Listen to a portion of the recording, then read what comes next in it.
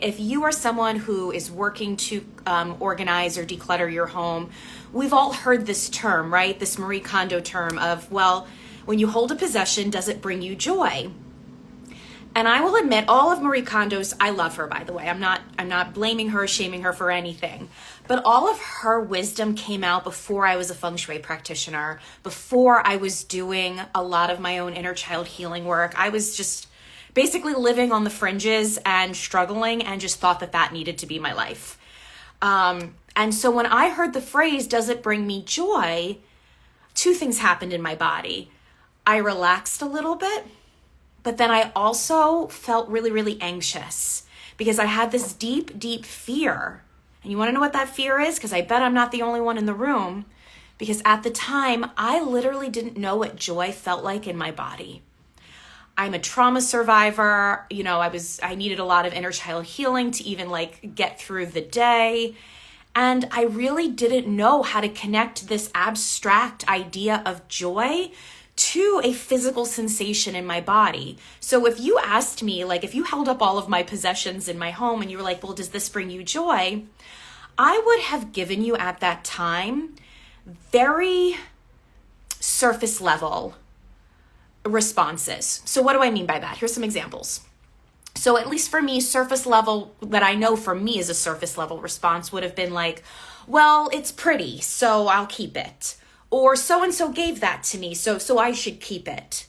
Or, I don't know, I just bought that. See, the tags are still on it. I should keep it. And I kept finding that I was using this word should. Now, we know from Brene Brown's research that should is really shame in disguise. Anytime we tell ourselves we should do this, we should do that, what we're doing is actually we're internally shaming ourselves. And we're kind of keeping ourselves stuck and in this holding pattern of behavior that's not really helping us move forward.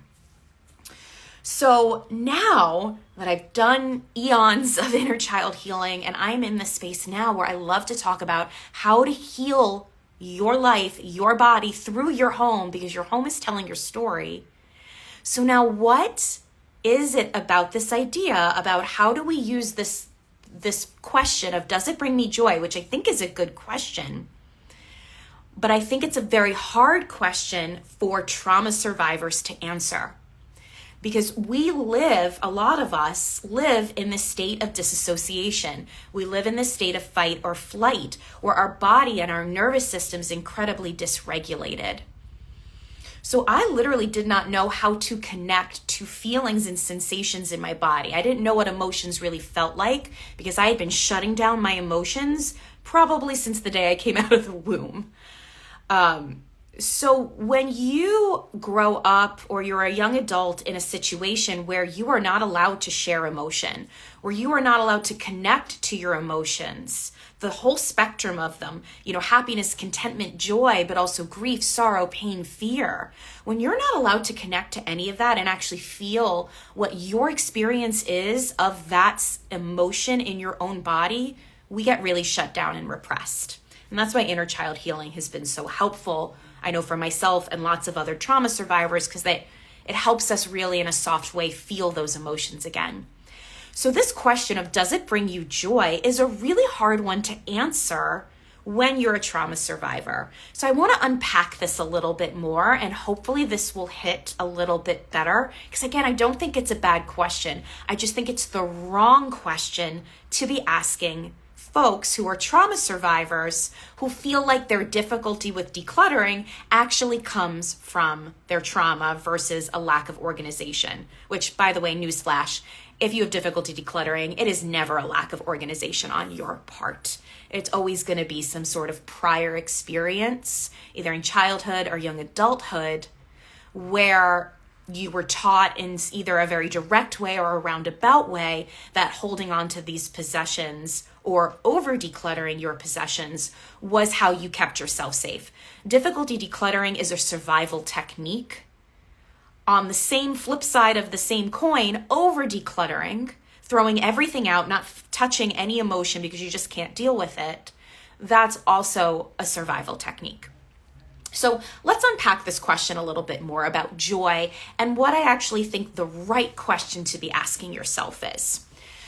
So if we don't have any awareness of what emotions, our experience of specific emotions feels like, because my experience of joy, grief, or sorrow is going to be very different than your experience.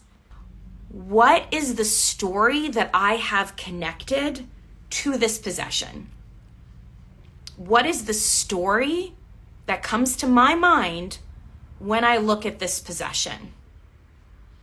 Because here's the thing, if you're a trauma survivor, it's too much for you to jump the shark and start labeling possessions as good or bad. Because at this point, all possessions might feel really good in your body because again, it's a survival technique. You're holding on to things because it makes your body feel safe, calm, and comfortable. So by asking you, does this bring you joy? It's not really the right question. So the right question to be asking yourself is devoid of any sort of binary, any sort of good, bad, black, or white. It's devoid of that. It's just, what is the story that comes to my mind when I see this possession? And not labeling it, not rushing to label it in any sort of way. Does it bring me joy? Does it make me angry? Don't label it. What is the story? How did that possession come into your life? What is the context around this possession? I'm so glad that feels better. Again, without labeling it, it just gets to sit without you trying to say, well, this is good, this is bad, I should get rid of this. The decluttering guru I follow on Instagram says I should only have 17 books or 10 shirts. That's like too much pressure. Way too much pressure on a trauma survivor. It will just force us right back into our little cocoons, scrolling on the internet. We need a nap. We need our carbs. P.S. These are all of my things. I will scroll and eat my carbs all day. It will just send us right back under the covers. What is the story that comes to your mind when you look at this possession?